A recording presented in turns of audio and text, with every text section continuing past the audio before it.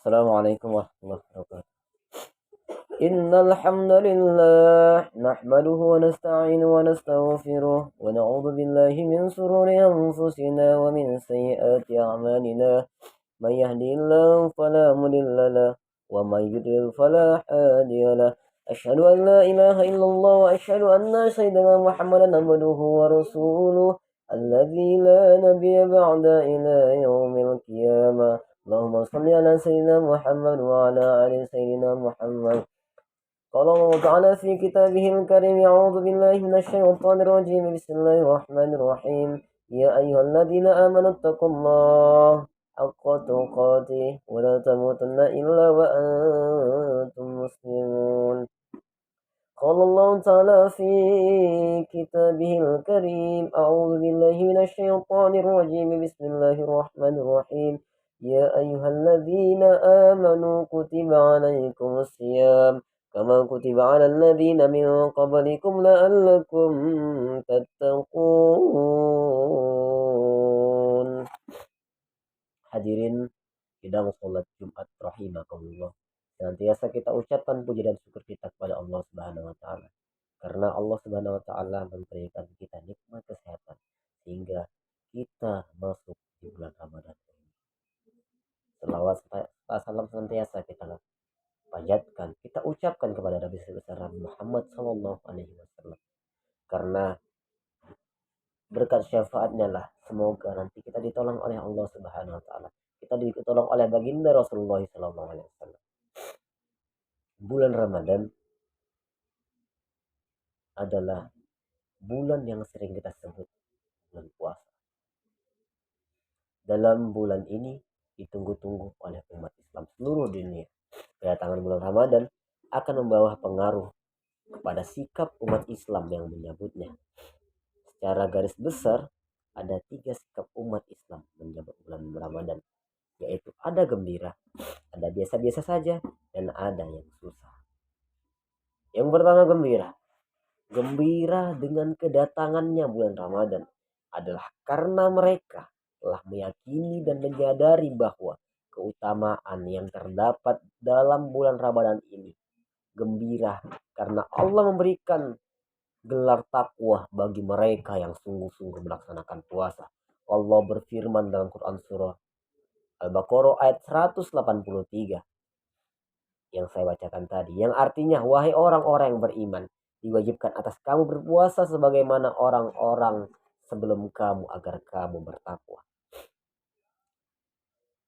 Umat Islam yakin bahwa ayat ini adalah dalil, adalah dasar atas perintah berpuasa di bulan Ramadan, sehingga sudah menjadi kewajiban bagi umat Islam untuk melaksanakan dengan penuh kebahagiaan.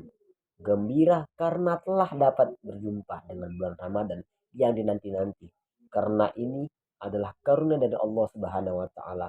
Bulan berjuta nikmat oleh Allah Subhanahu wa taala. Berkali-kali nikmat ketika kita melakukan ibadah, dilimpah gandakan pahala kita. Kita tidak bisa menjamin bahwa usia kita bisa sampai sini. Dan kita nggak bisa menjamin tahun depan kita berjumpa lagi dengan Ramadan. Kecuali atas izin Allah Subhanahu wa taala yang memanjangkan umur kita. Marilah kita melihat saudara kita, famili kita yang sebelumnya bertegur sapa dengan kita, sebenarnya ingin berjumpa dengan bulan Ramadan, tapi Allah berkehendak lain, mereka lebih duluan menghadap Allah Subhanahu wa taala. Sehingga keinginan untuk berpuasa di bulan Ramadan ini tidak menjadi kenyataan. Gembira yang landasan dengan rasa syukur kita kepada Allah Subhanahu wa taala atas umur yang diberikan oleh Allah Subhanahu wa taala sampai hari ini. Sehingga kita tidak ada waktu untuk sia-siakan kesempatan ini memberikan yang diberikan oleh Allah Subhanahu wa taala. Maka lebih giat lagi untuk bersedekah, membantu sesama, memberikan makanan berbuka bagi orang-orang yang merasakan kelaparan. Momentum berpuasa ini adalah untuk kita tahu bagaimana orang-orang di luar sana yang tidak makan merasakan hal yang serupa, hal yang mereka rasakan, agar kita bisa mengingat pada Allah Subhanahu wa taala, agar kita rasa ingat pada Allah Subhanahu wa taala. Dalam Quran surah Yunus dijelaskan bahwasanya, katakanlah dengan karena Allah Subhanahu wa taala dan rahmatnya, hendaklah dengan ilmu mereka bergembira. Karunia Allah dan rahmatnya itu adalah lebih baik dari mereka yang dikumpulkan pada surah Yunus ayat 58. Yang kedua tadi sifat yang biasa-biasa saja. Kelompok seperti ini adalah mereka yang tidak memiliki pengaruh sama sekali dengan kedatangannya bulan Ramadan. Datang atau tidaknya bulan Ramadan tidak berpengaruh semangat mereka. Kualitas ibadahnya tidak berpengaruh. Seharusnya seorang muslim hendaknya khawatir akan dirinya jika tidak ada perasaan gembira akan datangnya bulan Ramadan. Bapak-bapak sidang salat Jumat rahimakumullah, mereka merasakan biasa-biasa saja dan tidak ada yang istimewa. Hal ini bisa jadi ia luput dari kebaikan yang banyak. Sikap yang tidak pernah mau belajar atau tidak menganggap tidak perlu belajar tentang keutamaan dan keistimewaan yang terdapat dalam bulan Ramadan akan menjadi penyebab mereka bermalas-malasan dalam melakukan ibadah di bulan Ramadan yang mulia ini. Jikapun mereka melakukan ibadah, itu pun hanya sekedar menggugurkan kewajiban saja. Seperti dalam keadaan sholat wajib, mengerjakan di akhir waktu tanpa mau berjamaah di masjid. Dan juga dalam keadaan bermalas-malasan.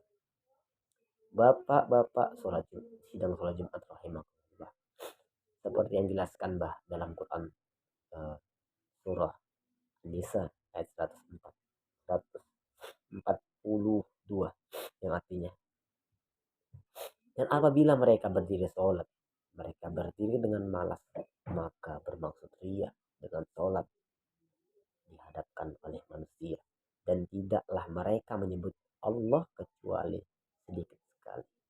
Padahal kita ketahui jika sholat yang dikerjakan tidak baik dan tidak benar, maka tidak akan berpengaruh terhadap perilaku kita, tidak akan berpengaruh atau perbuatan yang lainnya. Perbuatan keji, fahsyah, dan kemungkaran akan terhindar dengan sholat yang baik. Allah Subhanahu wa taala berfirman dalam Quran surah Al-Ankabut ayat 45. Inna sholata tanha 'anil fahsya'i wal munkar. Sungguhnya salat itu mencegah dari perbuatan keji dan munkar. Lantas yang ketiga apa? Yang ketiga adalah susah. Jadi saya jelaskan. Tidak ada perilaku yang ditakutkan sebenarnya dengan kedatangan bulan Ramadan, tapi inilah yang akan dirasakan oleh orang-orang, oleh mereka yang di dalamnya kesehariannya melakukan perbuatan dosa seperti maksiat, judi, atau menjadikan sebagai penyediaan sarana usaha di bidang maksiat itu sendiri dan perbuatan menyimpang sebagainya.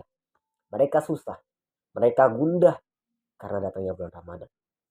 Karena susah ini lagi dari kekhawatiran bila mana nantinya usaha mereka yang terganggu, bila mana nanti maksiat mereka terganggu.